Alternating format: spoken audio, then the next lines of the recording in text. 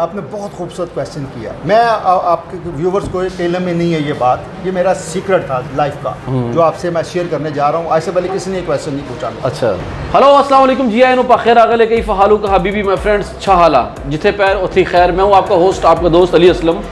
आप देख रहे हैं फ्रेमिंग टीवी। व्यूअर्स, तंतसाजी एक ऐसा शौक़ है जिसका कोई मोल नहीं, और दुनिया में अगर आप कोई भी शौक़ रखते हैं और वो शौक़ आप सद के दिल से रखते हैं तो मेरे ख्याल में उस शौक़ का कोई मोल नहीं होता। आज हमारे साथ जो सेलिब्रिटी मौजूद है, जो पर्सनैलिटी मौजूद हैं, जो खूबसूरत शख्सियत मौजूद हैं, अगर मैं आपको उनका तारुफ़ करवाना चाहूँ तो मेरे ख्याल में बहुत ज़्यादा टाइम लग जाएगा। मैं शॉर्ट तारुफ़ करवाता हूँ कि तंतसाजी की दुनिया में एक ऐसा खूबसूरत नाम, उन्होंने मिस्टर यूनिवर्स के लिए 4 टाइम जो है वो उन्होंने पार्टिसिपेट किया। प्रोफेशनल मिस्टर एशिया गोल्ड 1994 और Mr Asia gold for best poser 1990। उसके बाद JR Mr Asia gold 1985, Mr Asia 2 bronze 1989, Pakistan Mr Olympia 1992 2 gold medals, Mr Pakistan Olympia 1995 2 golds, Mr Pakistan Olympia 1998 2 golds, Pakistan Mr Olympia 2001 2 golds, Pakistan Mr Olympia 2004 2 golds, best player of the year Pakistan 2004, Mr Pakistan 1986, roll of honour holding government college university Lahore और roll of honour holding law college Punjab university Lahore. और जिन countries में ये सफ़र कर चुके हैं इसी तंतसाजी के हवाले से, वैसे तो बेशुमार कंट्रीज़ हैं लेकिन मैं आपको 2-4 ममालिक का नाम बताना चाहूँगा। USA, France, Japan, Sri Lanka, Singapore, Thailand, Korea, Hong Kong, China, Russia, Indonesia and Malaysia. Sheikh Saadi रहमतुल्लाह तआला अलैह का कौल है कि जो इंसान का शौक़ होता है ज़िंदगी में, अगर वही उसका ज़रिया मुआश बन जाए तो उस इंसान के लिए दुनिया में उससे बड़ी और ख़ूबसूरत नेमत कोई नहीं है। मैं ज़्यादा टाइम नहीं लूँगा, डायरेक्ट उन्हीं शख्सियत से बातचीत करते हैं। आइए जी व्यूअर्स, तो हमारे साथ तशरीफ़ रखते हैं मिस्टर याहिया भट्ट। अब मुझे समझ नहीं आ रही मैं इनको मिस्टर पाकिस्तान कहूँ या मिस्टर बेस्ट पोजर कहूँ या मिस्टर ओलंपिया कहूँ, मैं क्या कहूँ? मैं डायरेक्ट यही कहूँगा सर अस्सलाम वालेकुम। जी वालेकुम अस्सलाम जी, बहुत शुक्रिया सर। फर्स्ट ऑफ़ ऑल आपका बहुत शुक्रिया। मैं अपनी तरफ से, अपनी टीम की तरफ से आपका शुक्रिया अदा करता हूँ कि आपने मुझे टाइम दिया। मैं आपका और आपके चैनल का बड़ा ममनून हूँ कि आपने मुझे मौका दिया बोलने का और नौजवान नस्ल से बात करने का। Thank you sir, thank you so much. Yahya Bhat साहब, हमें ये बताइए कि जवानी में तो हर बंदा ही अपने आप को फिट रखता है, लेकिन आप जैसे जैसे उम्र का सफ़र तय करते चले जा रहे हैं, भारे ज़िंदगी देखते चले जा रहे हैं, आप अपने आप को मज़ीद मेंटेन करते चले जा रहे हैं, ये क्या राज है? ये मैं समझता हूँ ये बड़ा अहम क्वेश्चन है इस दौरे हाज़िर का। मैं अक्सर अपने सेमिनार्स में ये कहता हूँ कि जी यंगस्टर जब बंदा होता है, जवान होता है, तो हर बंदा वो डेफिनेटली कोई ना कोई स्पोर्ट्स कर रहा होता है। जी जी। हालांकि उस एज में उसे किसी स्पोर्ट्स की, किसी एक्टिविटी की ज़रूरत नहीं होती, लेकिन जैसे जैसे बंदा अपनी एज की तरफ बढ़ता है, ओल्ड एज की तरफ आता है, तो उसके लिए कंपलसरी है कि वो अपने लिए कोई ना कोई एक्टिविटी रखे फिट रहने के लिए। तो मैं समझता हूँ मैं बड़ा खुशकिस्मत आदमी हूँ कि मेरा बैकग्राउंड जो एथलेटिक है, आज भी अल्हम्दुलिल्लाह हम लोग जिम में बैठे हैं और एक्सरसाइज करते हैं और जिम में आते हैं, ये अल्लाह की खास एक ब्लेसिंग है। सर, आपने ये जो तंतसाजी का शौक़ आपने पाला और फिर इस शौक़ को आपने अरूज तक जितना आप चाहते थे उतना अरूज इसमें देखा, क्या आपने ये सोच रखा था कि मैं ये अचीवमेंट्स जो हैं इनको मैं लाजमी हासिल करूँगा, या बस आप सफ़र करते गए और ये सब चीज़ें आपको मिलती गई? असल में जब इंसान, मैं बेसिकली मेरा अपना बिलीव ये है कि हर बंदे को अल्लाह ने एक मकसद के लिए पैदा किया हुआ है और बाई बोर्न अल्लाह रब्बुल इज़्ज़त ने उसको ये चीज़ें अता की होती हैं। लेकिन इत्फाक ऐसा होता है कि जब बंदा इस फील्ड में आता है तो उसका कोई प्लान ऐसा होता नहीं, आता वो एक्सीडेंटली है। कोई ऐसी प्लानिंग नहीं होती कि उसने आके मिस्टर पाकिस्तान, मिस्टर एशिया या वर्ल्ड चैम्पियनशिप लानी है। आता बंदा एक्सीडेंटली है, और चूँकि अल्लाह रब्बुल इज़्ज़त ने उसके ये लिखा होता है नसीबों में कि उसने इसी फील्ड के अंदर नाम पैदा करना, अल्लाह ने उसको इज़्ज़त देनी है, शोहरत देनी है। तो मैं भी इसमें जब आया हूँ तो मैं कोई ऐसा प्लान करके नहीं आया कि जी मैंने मिस्टर लाहौर जीतना है या मिस्टर पाकिस्तान जीतना है। बस वो जिम आए थे कि एक अच्छा जिस्म बनाएं और कपड़े पहने अच्छे लगे, मकसद ये था आने का। अच्छा। ये कतई प्लान नहीं था कि जी मैंने मिस्टर पाकिस्तान जीतना है या मैंने मिस्टर एशिया का टाइटल जीत के लाना है। तो वो with the passage of time वो उस्ताद ने 15 दिन जिम ज्वाइन किया था। 15 दिन के बाद उस्ताद ने एक मिस्टर लाहौर का कॉन्टेस्ट था, उसमें पुश करके खड़ा कर दिया और अल्लाह ने उसमें इज़्ज़त दे दी और मैं सेकंड हुआ फर्स्ट टाइम उस इवेंट में। तो उससे कुछ शौक़ पैदा हो गया कि यार ये तो बड़ा मज़े का काम है, लोग जानते हैं, आपको एक ऑनर मिलती है, रिस्पेक्ट मिलती है, लोग आपसे प्यार करते हैं। जिम में आप सीनियर हो जाते हैं फ़ौरन जूनियर होने के बावजूद। तो इस तरह ये सफ़र का आगाज़ हुआ और फिर बस वक्त के साथ साथ अल्लाह ताला ने सारी मंजिलें आसान की। अगर आपका लगन सच्ची हो और आपका जज्बा हो और आपका शौक़ हो और आपकी फैमिली, आपके दोस्त, आपका नेबरहुड आपके लिए सपोर्टिंग हो, तो फिर दुनिया का कोई भी काम जो है वो मुश्किल नहीं रह जाता। अच्छा यही भट्ट साहब, हमने एक चीज़ ये भी देखी है कि आपने अपनी उम्र के हर हिस्से में वक्त के साथ साथ अपना गेटअप चेंज किया है। कहीं पे आपने खूबसूरत मूछें रखी, कहीं पे हल्की सी दाढ़ी रखी, कहीं पे बाल बढ़ा लिए, कहीं पे बाल अपने सर के कम कर लिए और अब आपने खूबसूरत सूरत रसूल चेहरे पर सजा रखी है। तो ये जितने आपने गेटअप चेंज किए हैं ये आपने अपने शौक़ से किए या किसी के कहने पे किए? नहीं, ये मैं थोड़ा सा इसमें आपकी इस्लाह करना चाहूँगा माजरत के साथ। ये कोई गेटअप नहीं था, ये विद द पैसिव टाइम इंसान जैसे जैसे इंसान में मैच्योरिटी आती है, जी एज के मुख्तलिफ अदवार हैं, उसमें आपको वक्त के साथ साथ तब्दीलियाँ रूनुमा होती हैं। तो ये नेचुरल होता है, आप किसी के कहने के ऊपर या अपने मन से नहीं कर रहे होते। ये विद द पैसिव टाइम है, वक्त जैसे जैसे गुजरता है आपको धकेलता है, अपनी मैच्योरिटी आती है तो आप में वो तब्दीलियाँ रूनुमा होती हैं और लोग देखते हैं उसको और लोग इसको नोटिस करते हैं। और ये अल्हम्दुलिल्लाह मैं अल्लाह के हुजूर बड़ा शुक्रगुज़ार हूँ कि अल्लाह ताला ने मुझे ये बड़ी नेमत दी है और मैं बस आपसे भी ये कहता हूँ कि मेरी दुआ करें अल्लाह ताला मुझे इसमें इस्तकामत दे और मौत तक हम लोग के साथ जुड़े रहें इसके साथ। हम ये कह सकते हैं कि असल ठहराव तो अभी आया ज़िंदगी में? बिल्कुल कह सकते हैं, बिल्कुल। ये ठहराव तो मैं समझता हूँ एक मौत का नाम है, लेकिन ये कि ये अल्हम्दुलिल्लाह ये वो हमारे बुजुर्ग कहा करते थे कि वक्त के साथ साथ इंसान के अंदर तब्दीली आनी चाहिए। बेशक ऐसी है। और मैं समझता हूँ मैं खुशकिस्मत आदमी हूँ कि मुझे ज़िंदगी की तमाम नेमतें अल्लाह ताला ने अता की हैं, मैंने तमाम अदवार देखे और उनको एंजॉय किया अल्हम्दुलिल्लाह। यही भट्ट साहब, हमने आपसे फ़िटनेस के हवाले से तो बात करनी है, लेकिन थोड़ी सी क्योंकि हमारे ये व्यूअर्स के क्वेश्चंस थे जो मैं आपसे करने के लिए जा रहा हूँ, माज़रत के साथ है तो थोड़ा सा पर्सनैलिटी के ख़िलाफ़, लेकिन क्योंकि व्यूअर्स ने कहा था आप जब इतनी खूबसूरत तनसाजी करते थे, ज़बरदस्त बाइसेप, ट्राइसेप, विंग्स, कूपन्स और आपके फिर सिक्स एप, अगर आपकी ग्लेव्स देखें, हर हवाले से आप बहुत परफेक्ट थे। तो क्या आपको प्रपोजल्स भी आते थे शादियों के लिए? जी देखें, ये हर एथलीट के साथ चीज़ें जुड़ी होती हैं। जब शोहरत आती है, शोहरत कभी अकेले नहीं आती। जब शोहरत आएगी, शोहरत के साथ आपका दौलत भी आएगी, औरत भी आएगी, आपको बड़ी अपॉर्चुनिटीज़ मिलेंगी। लेकिन अगर आप अपने आप को संभालेंगे, ये आपके पास अमानत होती है। ये जो शोहरत है ये आपने कमाई, आपकी कमाई नहीं होती, ये अल्लाह की तरफ से एक नेमत है आपको। अगर आप इसको संभालेंगे, इसकी टेक केयर करेंगे तो ये मौत तक आपको पे बैक करेगी। और अगर जो इसको संभाल नहीं सकता तो ये एक ऐसे ही है जैसे आप एक दिन उठते हैं तो शोहरत की चिड़िया चहचहारी होती है आपके दाएं कंधे पे बैठी और लोग आपसे प्यार करते हैं और दुनिया की तमाम नेमतें आपको मुयस्सर होती हैं। अगर आप तकब्बर करेंगे, हकार करेंगे या उसको डिसग्रेस करेंगे तो एक दिन आप जागेंगे सुबह तो आप देखेंगे कि वो शोहरत की चिड़िया उड़ चुकी हो। फिर आप लाखों रोएं, सजदे करें, दुआएँ करें, वो वापस नहीं आएगी। सर, हमने आपके बायोग्राफी के बारे में थोड़ा सा लोगों से पूछा और पता चला था कि जब आप ख़ास तौर पे मिस्टर ओलंपिया के लिए आप इतनी दफ़ा आप बार बार जाते रहे तो आपको वहाँ पर भी बैरून मुल्क ख़वातीन ने भी शादी की ऑफ़र की, इसमें कितनी सच्चाई है? देखें, बात तो एक इंटरनेशनली लोगों को जो स्पोर्ट्स मैन होता है उसमें बड़े लोग दिलचस्पी रखते हैं। पूरी दुनिया में जो एक सर्वे रिपोर्ट है वो यही है कि जो बेस्ट लाइफ होती है वो स्टूडेंट्स की है और सेकंड पे जो एथलीट हैं दुनिया के अंदर। पूरी दुनिया में एथलीट्स को एक बड़ा प्रोमिनेंट, एक नुमायां मुकाम हासिल है। ये तो हमारी बदकिस्मती है कि हमारे मुल्क के अंदर जो है वो स्पोर्ट्समैन की वो रिस्पेक्ट, वो ऑनर नहीं है यहाँ पे। लेकिन एनी हाउ, जितना हमारा पुअर कंट्री है इसमें भी मैं समझता हूँ कि फिर भी बड़ी बात है कि हमें अच्छे यूनिवर्सिटीज़, कॉलेज, हमारे ज़माने में बच्चों को एडमिशन मिल जाता था, पुलिस के जो गवर्नमेंट के डिपार्टमेंट्स में आपको जॉब मिल जाती थी। अभी बच्चों को ये फैसिलिटी अवेलेबल नहीं है। तो हमारे ज़माने में ये चीज़ें ऐसी थी कि आपको डिपार्टमेंट से ले लेता था और लेकिन ये हर जगह दौर में होता है। आपको अपने मुल्क में भी अपॉर्चुनिटीज़ मिलती हैं, इंटरनेशनली आप जब ट्रैवल करते हैं वहाँ पे भी आपको ये ऑफ़र्स आती हैं।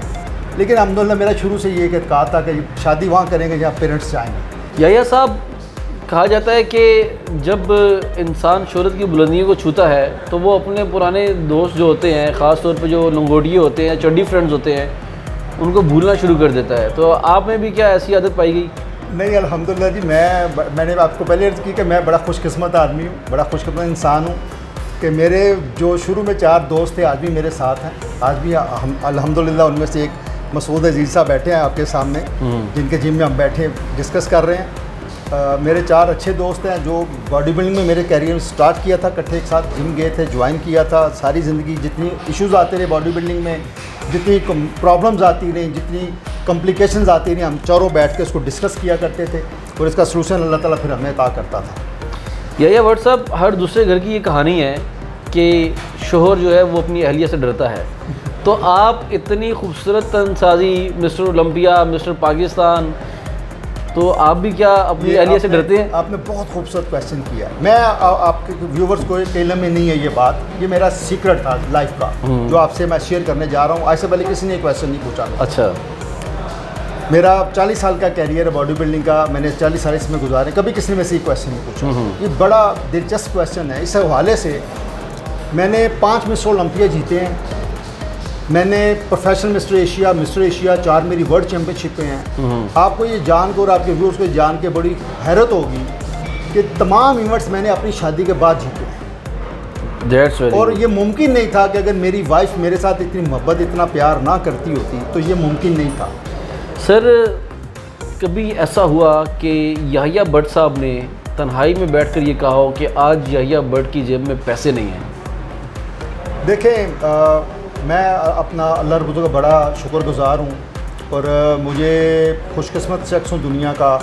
मुझे हमेशा सपोर्ट हासिल रही है अपने दोस्तों की, अपने बहन भाइयों की, अपने पेरेंट्स की। चूँकि मेरे फादर और मदर को बड़ा शौक़ था कि मेरा बच्चा जो है वो सक्सेसफुल हो अपनी इस फील्ड के अंदर, अल्लाह ताला इसको मुकाम दे, इज़्ज़त दे। वो मेरे लिए मसले पे बैठे रहते थे। जब मैं किसी कंपटीशन में जाया करता था तो दोनों मियाँ बीवी, सिर्फ मेरी वालदा और मेरे फादर, अल्लाह उनको अगली रहमत करे, वो दोनों मिलके 72 टाइम यासीन की सूरत पढ़ा करते थे बैठ के। मेरे लिए उन्होंने बड़ी दुआएं की हुई और आज तक उनकी दुआएं मेरे साथ हैं। ज़िंदगी में ये मौका कभी नहीं आया अल्हम्दुलिल्लाह। मैं खुशकिस्मत आदमी को, मुझे हमेशा तमाम हालात और इसबाब मेरे साथ रहे हैं अल्हम्दुलिल्लाह। सर, हमारे सुनने में ये भी आया कि आपने जिस दौर में तनसाजी की, बहुत मुश्किल दौर था, बहुत ज़्यादा मुश्किल दौर था। आप लोग लकड़ी के फटों पे बेंच प्रेस लगाया करते थे और जो आप लोगों के रॉड्स थे जिस पे आप वेट डालकर और आप लोग ट्राइसेप या बाइसेप एक्सरसाइज किया करते थे, वो रॉड्स भी टेढ़े हुआ करते थे। वेट जो थे, वेट भी प्रॉपर नहीं थे, कोई 21 kg था, कोई 20 kg था। आप लोगों ने खुद ही उनको बैलेंस करके और अपने जो ये सारा शौक़ है इसको पूरा किया। ये बड़ा देखें मज़े का क्वेश्चन है। इससे पहले अभी बच्चे, चूँकि जो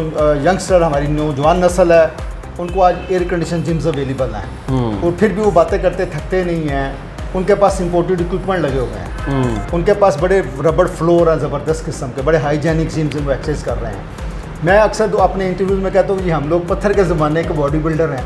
हमारे ज़माने में होता था कि ओपन एयर जिम होते थे, किसी ट्यूबवेल के अंदर, गवर्नमेंट का जो ट्यूबवेल होता था उसके अंदर, ग्राउंड्स के अंदर जिम होता था, एक छोटा सा कमरा होता था, उसमें सारा सामान, जैसे आपने अभी फरमाया कि लकड़ी के बेंच होते थे, उसको कोशिश भी नहीं होती, उस वक्त लंडे से लाके कंबल डाले जाते थे ताकि कमर छिल ना जाए। और बारिश होती थी तो ग्राउंड्स के अंदर पानी खड़ा होता था, तो ईंटें रख के जाने के लिए जगह बनाते थे। जाके पहले आपने झाड़ू लगाना है, पानी लगाना है, फिर सारा सामान कमरे से निकाल के बाहर रखना है। उसके बाद आपने अपनी एक्सरसाइज शुरू करनी है और 2.5 घंटे की एक्सरसाइज होती थी और फिर जाते हुए सारा सामान वापस आपने अंदर रखना है। तो स्पेशली इन दिनों जो बरसात के दिन होते थे, सम टाइम सांस लेते तो मच्छर सांस के साथ गले में चला जाता, नाक के रास्ते मच्छर अंदर चला जाता। अच्छा।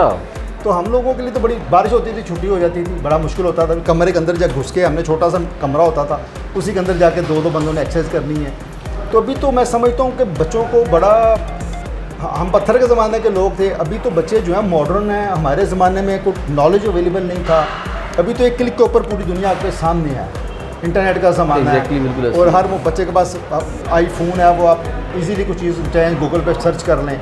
हमारे ज़माने में साइकिल पे जाया करते हैं, पुरानी अनारकली जाके वहाँ पे 10 रुपये का मैगज़ीन मिलता था, मसलन फिटनेस, वो भी कुछ 2 साल 5 साल पुराने मैगज़ीन आते थे रद्दी के अंदर, वो हमने उठाने, उसको आके पढ़ना, फिर उसमें कोई मेडिकल का वर्ड आता तो इसकी समझ नहीं आती थी, फिर किसी भाई दोस्त जो होता था उसको कोई बड़ा भाई मेडिकल में तो उसके पास जाना, उसको हाईलाइटर लगा के भाई इसका मतलब पूछो क्या है। तो इस तरह वो मुश्किल ज़माना था, ना आपके पास अच्छे इक्विपमेंट थे, ना आपके पास इंडोर जिम्स थे, ना आपके पास नॉलेज का कोई सोर्स था।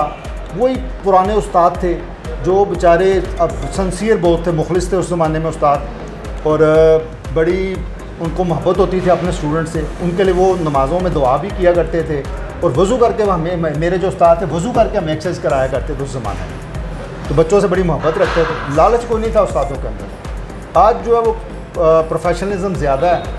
अभी आप जिम में जाएँ, वो ट्रेनर जो है, कोचेज़ जो हैं, वो आपको पर्सनल ट्रेनिंग के पैसे मांगते हैं। यस। तो हमारे ज़माने में उस्ताद जो थे वो खुद वज़ू करके आते थे, और अपनी पूरी ईमानदारी से जो उनके पास इल्म था वो आपको ट्रांसफ़र करते थे। और मैं ये भी समझता हूँ हमारी कामयाबी के ये भी बहुत बड़ी वजह है कि हमारे उस्ताद हमारे साथ बड़े सिंसियर थे। उन्हें किसी किस्म का तमा लालच नहीं था, मटेरियलिस्टिक नहीं थे। तो मैं समझता हूँ हमें ये भी एक बहुत बड़ा एज था। ये व्हाट्सअप आजकल की जो न्यू जनरेशन है जी, वो क्या करते हैं कि ट्रेनर नहीं लेते हैं, गूगल से, यूट्यूब से, या आजकल बड़ी ऐप्स आजकल निकली हैं फिटनेस की, उनसे थोड़ा सा रीड करके और फिर आकर जिम में उसी तरह से एक्सरसाइज करना शुरू कर देते हैं। आप इस बारे में अपनी क्या राय रखते हैं? ये देखें, ये बहुत बड़ा एक ड्रॉबैक है। जो यंगस्टर हमारा वो समझता है कि शायद मैं जो जाके देख रहा हूँ ये सारा इल्म यही कुछ है। अल्लाह ऐसा नहीं है। देखें, जब तक आप किसी बुक को पहले सफ़े से एंड तक नहीं पढ़ेंगे तो आपको उसमें से जो उसका माखज़ क्या है, वो राइटर कहना क्या चाह रहा है, उसका थीम क्या है, आप उसमें से एक्सट्रैक्ट नहीं कर सकते। बच्चों के साथ अलमिया ये है कि बच्चे जाते हैं गूगल के ऊपर, वो जाके मिस्टर ओलंपिया का वर्कआउट देखते हैं। अच्छा, वर्कआउट उस ओलंपिया जो है, मिस्टर ओलंपिया जो है वर्ल्ड का, वो देखें 30 साल में उसने वो सफ़र तय किया। यस, आप जाके उसको अब देख रहे हैं कि उसको पढ़ते हैं जी, आज ये खा क्या रहा है, ये वेट लिफ्ट कितना कर रहा है, इसका वर्कआउट कैसा है। तो आप वहाँ से शुरू करने की कोशिश कर रहे हैं। आपने मैट्रिक नहीं किया, आपने FA नहीं किया, आपने BA नहीं किया, आप चाह रहे हैं को PhD वाले बंदे का सिलेबस लेके उसको आप शुरू कर रहे हैं। तो ये मुमकिन नहीं है। इससे डिट्रैक हो जाएंगे, आप डिसहार्ड होंगे, आप इंजर्ड होंगे, आपका नुकसान होगा। और यही वजह है कि आजकल के जो नौजवान नस्ल है वो 1 साल 1.5 साल के बाद आपको एक एथलीट नज़र ही नहीं आता, गायब हो जाता स्क्रीन से। उसकी रीज़न ये है कि वो शॉर्टकट के चक्कर में है। ये व्हाट्सअप आपकी खूबसूरत पोजिंग जो आपको पर्सनली पसंद हो वो क्या है? देखें, इंटरनेशनली जब आप जाते हैं वहाँ पे वो आपसे आपकी म्यूज़िक का CD मांगते थे उस ज़माने में। अभी तो थंब ड्राइव आ गई हमारे ज़माने में, पहले कैसेट हुआ करता था, उसके बाद CDs आ गई। तो वो आपको 1 मिनट का टाइम देते हैं। 1 मिनट के अंदर आपने स्टेज के ऊपर अपने बॉडी डिस्प्ले करना होता है म्यूज़िक के ऊपर। म्यूज़िक का मतलब डज नॉट मीन कि आप वो म्यूज़िक चल रहा है और आप म्यूज़िक कहीं चल रहा है और आपकी पोजिंग कहीं चल रही है। म्यूज़िक ऐसे लगे कि जैसे ही आपने पोज छोड़ा है तो म्यूज़िक की बीट आपके छोड़ने पे आए। आपने फ्लेक्स किया तो वो आपके फ्लेक्स करने पे उसकी बीट आए। तो इसके लिए मेहनत, आपको इसके लिए भी उस्ताद चाहिए। तो मैं समझता हूँ मैं बड़ा खुशकिस्मत आदमी हूँ। मुझे इसमें भी मैंने एक डांस मास्टर थे, उनसे मिला, उनसे मैंने, वो कथक के टीचर थे, पाकिस्तान रेलवे के वो एम्प्लॉयज़ भी थे। तो मुझे मिले, उनसे मैंने डिस्कस किया, उनको मैं घर लाया, उनको मैंने वीडियो दिखाई पोजिंग की कि ये इंटरनेशनल ऐसे स्टेज पे दिखाना होता है। वो यार ये तो बड़ा आसान काम है, मैं आपको सिखा दूंगा, ये तो कोई मसले नहीं है। तो उनसे मैंने बाकायदा तौर पे सीखा, उस्तादी शागिर्दी की उनसे। अच्छा। और उन्होंने बैठ के मुझे वो सिखाया करते कि तुमने म्यूज़िक की बीट्स याद करनी है। देखो ये बीट कहाँ आती है, इसको हम याद करेंगे। एक आता है कितने मिनट के बाद आ रही है, 1 2 7 पे आई है, ये याद कर लो, इस 7 पे पहली बीट आई। फिर वो काउंट कराते थे, ये देखो 10 पे, तो ये 10 पे आई है। तो मैंने वो बीट, अगर म्यूज़िक लाइट चली जाए, लाइट और म्यूज़िक अगर वो मिस कर दे तो मेरी पोजिंग वहीं आएगी, क्योंकि मैं वो बीटें मैंने याद की हूँ। तो मेरे जी, तो ये बाकायदा इसमें ये आर्ट है। आपको कौन सा पोज सबसे ज़्यादा पसंद था बॉडी बिल्डिंग में? बॉडी बिल्डिंग में जी, मैं जब आया था, मैंने जब बॉडी बिल्डिंग में पार्ट शुरू किया था कंपटीशन, मेरी लेग्स बड़ी पुअर थी, मेरी टांगें मेरी अपर से मैच नहीं करती थी। तो जब मैं तो लोगों ने बड़ी बातें की कि जी इसकी टांगें बड़ी कमज़ोर हैं, ये तो एक अपर साथ मैच ही नहीं करती, ये ऊपर नहीं जा सकेगा ज़्यादा। तो मैंने अपने को चैलेंज एज ए चैलेंज लिया कि ये यार मैं ठीक करके दिखाऊंगा, ये कोई मुश्किल काम नहीं। तो अल्हम्दुलिल्लाह फिर मेरी जो लेग्स थी वो वर्ल्ड में भी बेस्ट लेग्स थी। तो मुझे मेरा पेट भी अल्हम्दुलिल्लाह बड़ा पाकिस्तान में थ्रू आउट मेरे कैरियर में मेरा बेस्ट अब्डोमिनल था, मेरी बेस्ट लेग्स रही हैं, मेरी बेस्ट शोल्डर्स और बैक मेरी बेस्ट रही है, और ट्राइसेप मेरे बड़े ज़बरदस्त, फोरआर्म मेरे आउटस्टैंडिंग रहे हैं। तो अभी जो है वो बच्चों में ये नहीं है, अभी वो बच्चे इसको चैलेंज लेते ही नहीं। बच्चे जो हैं वो डिसाइड हो जाते हैं कि कोई उससे कहता है, कोई क्रिटिसाइज करता है कि आपका ये बॉडी पार्ट वीक है, तो उसको ये कि वो उसको चैलेंज के तौर पे लें, तो वो बच्चे नाराज़ हो जाते हैं जी आपने उसको उसकी तारीफ़ करें तो वो बड़े खुश होते हैं। अगर आप उनको उनका वीक पॉइंट आउट करते हैं कि ये पार्ट आपका बॉडी पार्ट लैक करते हो, वो उसमें मेहनत करने के बजाय वो आपसे नाराज़ हो जाएंगे। या ये सब सप्लीमेंट कितना ज़रूरी होता है एक्सरसाइज के लिए, क्योंकि जिस दौर में आपने एक्सरसाइज की उस दौर में तो सप्लीमेंट था नहीं, जो हमारे ज़माने में ये अवेलेबल नहीं था। देखें, हम लोग जिस खिते में पाकिस्तान है, जिसमें हम लोग रह रहे हैं, हमारे यहाँ आप देखें दुनिया का बेहतरीन बीफ आपके पास अवेलेबल है, नेचुरल, कोई स्टीरॉइड्स नहीं है, कोई वो फार्म से नहीं आता। अभी आके कुछ वो आ गई आपके पास फार्म हाउसेज आए हैं, वरना हमारे पास दुनिया का बेस्ट बीफ था, ऑर्गेनिक है सब, ऑर्गेनिक। और आपके पास मटन दुनिया का बेहतरीन था। इस तरह चिकन आपको ऑर्गेनिक चिकन मिल अवेलेबल था, देसी अंडा आपके पास अवेलेबल था, दुनिया का बेस्ट राइस आपके पास हैं, वेजिटेबल फ्रूट्स दुनिया के आपके पास अवेलेबल हैं। हमारा एग्रीकल्चर कंट्री है, तो हमें बड़ा ये एज है पूरी दुनिया के ऊपर कि हमें नेचुरल फूड पे रहना चाहिए। उसकी मैं एक ज़िंदा मिसाल आपके सामने बैठा हुआ हूँ कि आज अपनी इतनी एज होने के बावजूद मैं अल्हम्दुलिल्लाह फिट हूँ। मुझे अल्हम्दुलिल्लाह ब्लड प्रेशर नहीं है, शुगर नहीं है, कोई किसी किस्म का कोई यूरिक एसिड, अल्लाह का शुक्र है, सारी इन नेमतों से अल्लाह ने महफूज रखा हुआ है। तो उसकी रीज़न ये है कि नेचुरल फूड है, सारी ज़िंदगी इसी को कंसंट्रेट किया। सप्लीमेंट्स जो है, मैं इसके ख़िलाफ़ नहीं हूँ, सप्लीमेंट्स लेने चाहिए, बड़े बेसिक से। वो उन लोगों के लिए हैं जो बच्चे जॉब करते हैं, जो बच्चे हॉस्टलाइज हैं, हॉस्टल में रहते हैं, वहाँ पे उनका फूड जो है वो प्रॉपर कर नहीं सकते मैनेज, उनके लिए ज़रूरी है कि वो उनसे अगर हेल्प लेते हैं, एज ए हेल्प लेते हैं, उस पर डिपेंड ही नहीं करते। वो फूड रिप्लेसमेंट नहीं है, वो एक प्रोटीन ड्रिंक है। मैं भी एक्सरसाइज के बाद पीना पसंद करता हूँ, यार मैं यहाँ से जाना है DHA, मुझे 40 मिनट लगेंगे, तो चलें मुझे इंस्टेंट एनर्जी मिल जाएगी कि मैं अभी वे प्रोटीन का एक गिलास पी लेता हूँ। तो ये ज़रूरी है, विटामिन्स मल्टी आपके लिए ज़रूरी हैं, क्योंकि हमारा कुकिंग प्रोसेस जो है ना वो बड़ा नाकस किस्म का है। यानी हम पालक भी पकाते हैं तो पहले पालक को बड़ा बारीक काटते हैं, फिर फ्राई करते हैं, फिर खूब पकाते हैं, तो पालक की शक्ल ख़राब कर देते हैं। डॉक्टर कहते हैं पालक खाएं, उसके अंदर जनाब आयरन है, तो आयरन तो हमने सारा बर्न आउट कर दिया ना। इस तरह आलू शोरबा पका लेते हैं पतीला भर के, तो वो आलू की जो क्वालिटी वो तो सारी ज़ाया कर दी। तो मैं समझता हूँ कि आपको मल्टी विटामिन्स की ज़रूरत होती है इसके अंदर। आपको अगर आप जॉब करते हैं तो चलें, आप कोई आफ्टर ट्रेनिंग कोई ड्रिंक ले लेते हैं, प्रोटीन का आप हेल्प लेते हैं, तो एक्सीलेंट, इसकी ज़रूरत है आपको। कोई कार ड्रिंक लेते हैं तो इसकी ज़रूरत है आपको, मैं इसके मुखालफ नहीं, लेकिन इस पर डिपेंड करना, तो इससे बड़ी हाई एक्सपेक्टेशन कर लेना और नेचुरल फूड को छोड़ देना, ये बच्चों में अभी मैं देखता हूँ ये बहुत बड़ा एक फ्ला है। बच्चे इसमें जो है ना वो समझते हैं कि मैंने बस वो एक ड्रिंक पिया था तो 1.5 साल काम ख़त्म हो गया। हालांकि वो तो आपके लिए इंस्टेंट एनर्जी के लिए आपने ले ली है, इंस्टेंट रिकवरी के लिए आपने ले लिया, ज़रूर लें, मुझे इससे इख्तलाफ नहीं है। लेकिन हमारे ज़माने में चीज़ें अवेलेबल नहीं थी। अब तो अल्हम्दुलिल्लाह पूरे पाकिस्तान में आपको शॉप्स मिलती हैं सप्लीमेंट्स की, और ईज़िली चीज़ें अवेलेबल हैं, और हमारे ज़माने में चीज़ें अवेलेबल नहीं। सर कहा जाता है कि जब आप तनसाजी करते हैं, आपका फूड, उसके बाद आपकी एक्सरसाइज, और इन दोनों के साथ सबसे इम्पॉर्टेंट चीज़ होती है वो रेस्ट होती है, जो आप नींद पूरी करते हैं। तो आजकल की न्यू जनरेशन जो है वो पहली दोनों चीज़ों पे तो बहुत गौर करती है, जो रेस्ट है वो ये रात को गलियों चुबारों में खड़े होकर गुजार देते हैं। आपका क्या ख्याल है इस बारे में? मेरा ख्याल नहीं जी, ये बड़ा ज़बरदस्त आपने बड़े रिसर्च करके आपने मेरे से बात की है। ये मेरा नहीं है, ये पूरी दुनिया के साइंटिस्ट जो है उनकी रिसर्च के बाद ये ट्रायंगल है बॉडी बिल्डिंग या फिटनेस जो है, ये ट्रायंगल है, 3 इसके कॉर्नर हैं। इसमें जैसे अभी आपने फरमाया कि बेस्ट ट्रेनिंग है, बेस्ट डाइट और बेस्ट रेस्ट है, इसमें किसी एक चीज़ को अगर आप स्किप करेंगे you never become a champion. आप एथलीट तो बनेंगे लेकिन आप चैम्पियन नहीं बन सकते। तो इसके लिए कंपलसरी है, बच्चों से मेरी ये गुजारिश है आपके चैनल के तवज्जुह से, कि जो बच्चे इसमें आगे आना चाहते हैं, प्रो बॉडी बिल्डिंग करना चाहते हैं प्रो लेवल की, उनके लिए ये कंपलसरी है कि वो ये जो आवारागर्दी है इससे परहेज़ करें।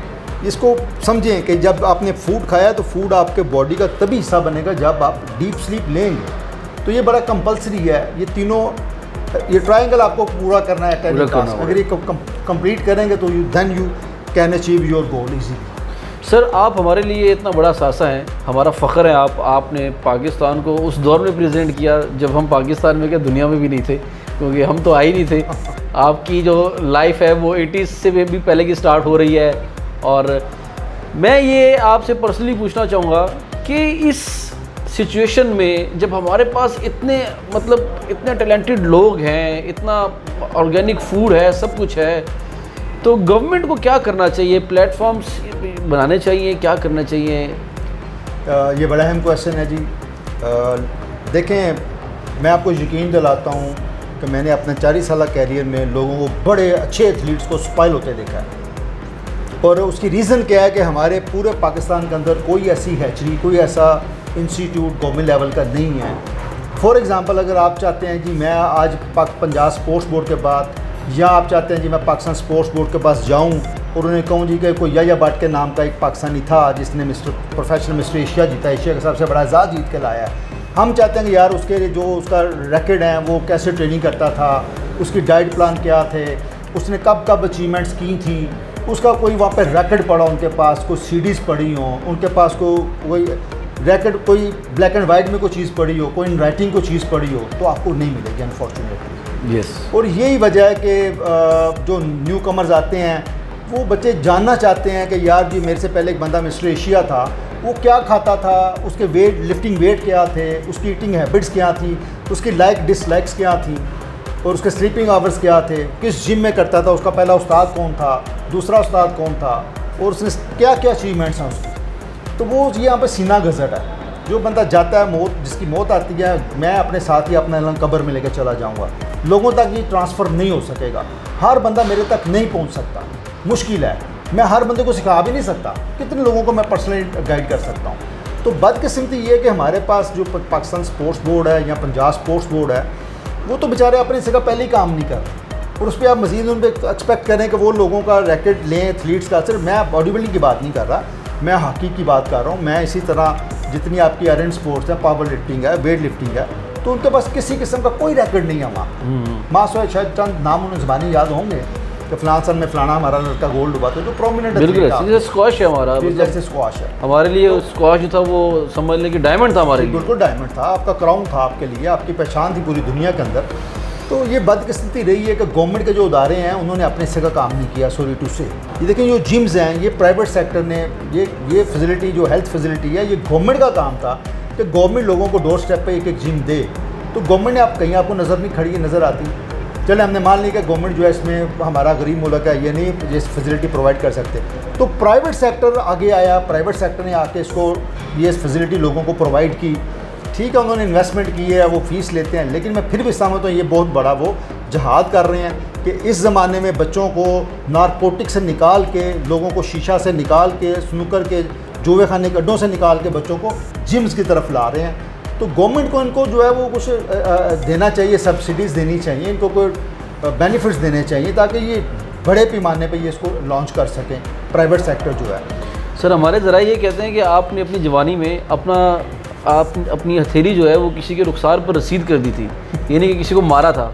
इसमें कितनी सच्चाई है? नहीं, ज़िंदगी में देखें, बॉडी बिल्डिंग का जो हम लोग जिस मिशन पे आए थे वो यही था कि यार आप इतने स्ट्रॉन्ग हो कि कोई आपसे झगड़े की कोशिश ही ना करे। तो अल्हम्दुलिल्लाह इसमें हम कामयाब रहे हैं सारी ज़िंदगी, क्योंकि मैं पुलिस डिपार्टमेंट को रिप्रेजेंट करता रहा हूँ 23 साल। तो मुझे वो भी एक एज रहा है कि वो आपको पता, जब आप किसी डिपार्टमेंट को ख़ासतौर पर पुलिस से बिलोंग करें तो वैसे ही आपके साथ को जो है बंदा कोशिश नहीं करता कि आपके साथ कोई फड्डेबाजी करे। तो वैसे भी मेरा मजाज ही नहीं है कि मेरी शख्सियत ऐसी नहीं रही कभी मैं कभी किसी डिस्प्यूट में पढ़ूँ। और अल्हम्दुलिल्लाह कोशिश यही की है कि लोगों को हेल्प आउट करें ताकि किसी के साथ नाजायज़ फड्डेबाजी में पड़े। सर, आपका नाम है याहिया भट्ट, और एक बहुत मशहूर मकूला है कि बट होवे तो सोना ना होवे गोली मार दो। इसमें कितनी सच्चाई है? नहीं, ये कोई ज़रूरी नहीं है, ये तो बस ऐसे लोगों ने बातें की हुई हैं। मैं इस पे आपको एक बड़ी मज़े की बात सुनाता हूँ। जब मैं गवर्नमेंट कॉलेज, हमारे अवान साहब थे प्रिंसिपल उस ज़माने में, 81 में मैंने मैट्रिक किया, तो एडमिशन के लिए गया तो उन दिनों वो पूरा एक स्पोर्ट्स में जब आप आते थे स्पोर्ट्स बेस पे, तो एक पूरा पैनल बैठता था 21-22 लोगों का जो आपका इंटरव्यू करता था। तो जैसे मैं उनके ऑफिस में, प्रिंसिपल ऑफिस में एंटर हुआ, तो हमारे वाइस प्रिंसिपल ने कहा जी नाम बोला इसी तरह जैसे आपने फरमाया ना याहिया भट्ट। तो उन्होंने कहा हाँ जी भट्ट साहब, बट्टा दिए थे 2.5%। मैंने कलर करना हुआ तो मैं इंटरनेट ओवर करके आया था। तो उन्होंने मुझे कहा जी कि हाँ जी भट्ट साहब, बट्टा दिए थे 2.5% के बाद वध होंदियाँ ने, बैठे आप। तो मैंने कहा सर ये बड़ी गलत परसेप्शन है, जो ये है ना जी इनकी 2.5%। तो मैंने कहा ऐसा कुछ नहीं है, बस इनके पेरेंट्स को शौक होता है कि यार मेरा बच्चा ना काम कोई नहीं करे। वो 40 साल का भी होता तो वो बच्चा ही होता है तो उनको शौक होता है कि यार ये काम कोई नहीं करे। मैं आपको अपनी स्टोरी बताता हूँ कि मैंने प्रोग्राम जीता 94 में, तो 6 माह की मेरी बेटी थी, मैं मैरिड था और मैं कोई काम नहीं करता था दुनिया का। मेरे फादर को था कि यार तू काम शाम कोई नहीं है, बस तू खा एक्सरसाइज कर, तो टेंशन न ले बेटी की बेगम की, वो सारे मेरे फादर पे करते थे, सारा अफोर्ड करते थे अल्हम्दुलिल्लाह।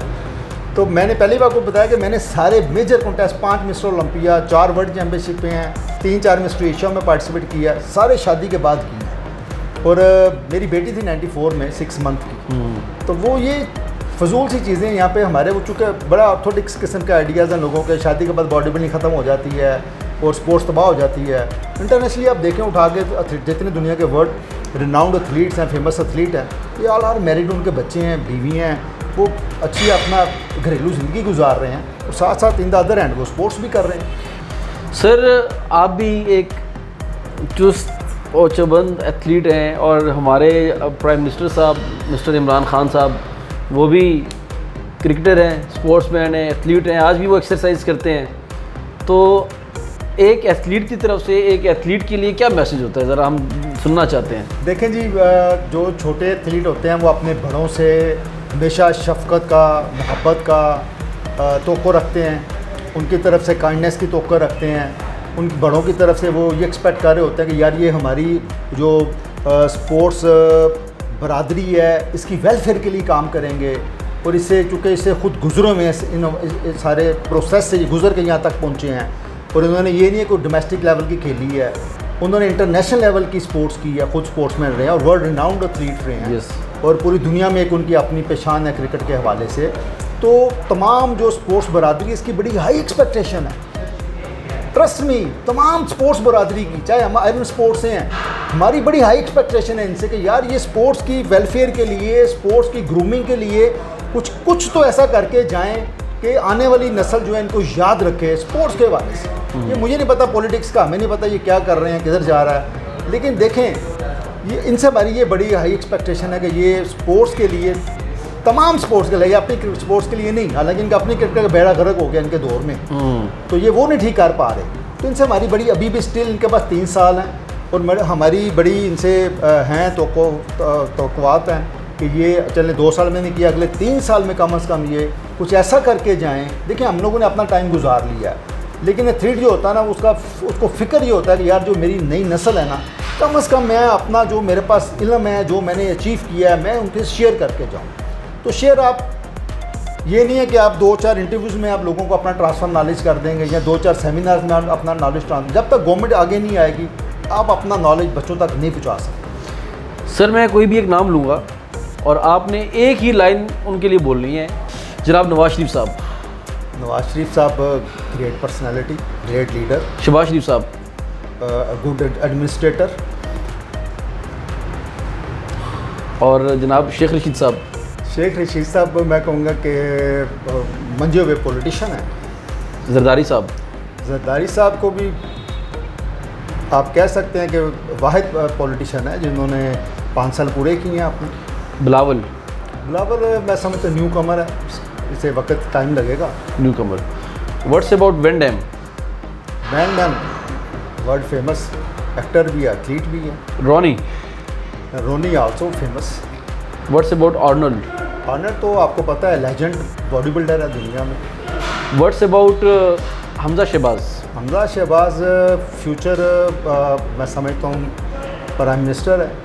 And what's about Imran Khan साहब। खान साहब तो एक इंस्पायरेशन है, वो सिर्फ ये नहीं है कि वो एक पॉलिटिशियन है, वो एक एथलीट भी हैं और लोगों के लिए बड़ी इंस्पायरेशन है। सर हमारे लास्ट 2 क्वेश्चंस हैं और आपने एक ही लाइन में जवाब देना है। पहला ये कि याहिया भट्ट साहब अपनी ज़िंदगी में सबसे ज़्यादा किस दिन रोए थे।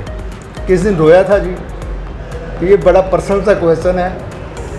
मेरा ख्याल है शायद कोई ऐसी रात होगी कि मैं ना रोया हूँ, वरना मैं अपनी ज़ाती साहब मैं अब आप नंगा कर रहे हैं मुझे, मेरी कोई ऐसी रात होगी कि मैं नहीं रोया, वरना मैं अपने मालिक का बड़ा जब भी सजदा करता हूँ तो मेरे आंखों में ज़रूर आंसू आते हैं कि या अल्लाह तूने मुझे इतनी नेमतें दी हैं कि मैं ज़रा शुक्र अदा नहीं कर सकता। अल्हम्दुलिल्लाह। और याहिया भट्ट साहब अपनी ज़िंदगी में सबसे ज़्यादा खुश किस दिन हुए हैं। देखिए खुशी तो इंसान को जब वो कुछ चीज़ अचीव करता है तो उसे यकीनन वो खुश होता है कि यार अल्लाह का शुक्र है कि मैंने ज़िंदगी में जो भी प्लान किया अल्लाह ने मुझे अता किया, अल्हम्दुलिल्लाह। जो भी मैंने प्लान किया अल्लाह ने मुझे अता किया। सर कोई भी मैसेज आप देना चाहेंगे अवाम को? देखिए मेरा जो मैसेज है वो तमाम लोगों हर एज ग्रुप से है, सिर्फ मैं नौजवानों की बात नहीं कर रहा, मैं अपनी एज के लोगों से भी कह रहा हूँ, और जो मेरे से छोटे हैं, जो बड़े हैं, मैं कहता हूँ जी मेरा एक ही मैसेज है कि जो शख्स अपनी सेहत के लिए वक्त नहीं निकालेगा उसे बीमारी को टाइम देना होगा। तो इसलिए कंपलसरी है कि आप जिम्स ज्वाइन करें, जो भी व्हाटएवर आपकी स्पोर्ट्स है, जो आपकी हॉबी है, क्रिकेट है, स्क्वॉश है, टेनिस है, व्हाटएवर, बैडमिंटन है, जो भी आपकी हॉबी, आप अपने लिए रोज़ाना एक घंटा निकालें। अगर आप अपने लिए सेहत के लिए वक्त नहीं निकालेंगे, लामहल्ला आपको ये बीमारी को वक्त देना होगा। थैंक यू जी, बहुत शुक्रिया सर, बहुत मेहरबानी, शुक्रिया। आपके साथ गप लगाने का बहुत मज़ा आया। जी व्यूअर्स, तो हमारे साथ थे जनाब याहिया भट्ट साहब। बड़ा मज़ा आया गुफ्तगू करने का, क्या खूबसूरत उनका अंदाज़ है बात करने का। और याद रखिए कि जिस मुल्क के पार्क्स खाली हो जाते हैं उस मुल्क के हॉस्पिटल्स भर जाते हैं। तो अपने आप को आप चाहे पार्क में लेके जाएं या कोई भी एक्सरसाइज करें, ख़ुद को आप कहीं ना कहीं इंटरटेन लाजमी करें स्पोर्ट्स की दुनिया में। तो हमारे चैनल को लाइक कीजिए, सब्सक्राइब कीजिए, शेयर कीजिए, ट्विटर, इंस्टाग्राम और फेसबुक पे हमें फॉलो कीजिए। अपना बहुत सा ख्याल रखिए। अपने होस्ट अपने दोस्त अली असलम को दीजिए इजाज़त। अल्लाह पाक आप सबका हाफिज़ नासिर हो। अल्लाह नेगहबान।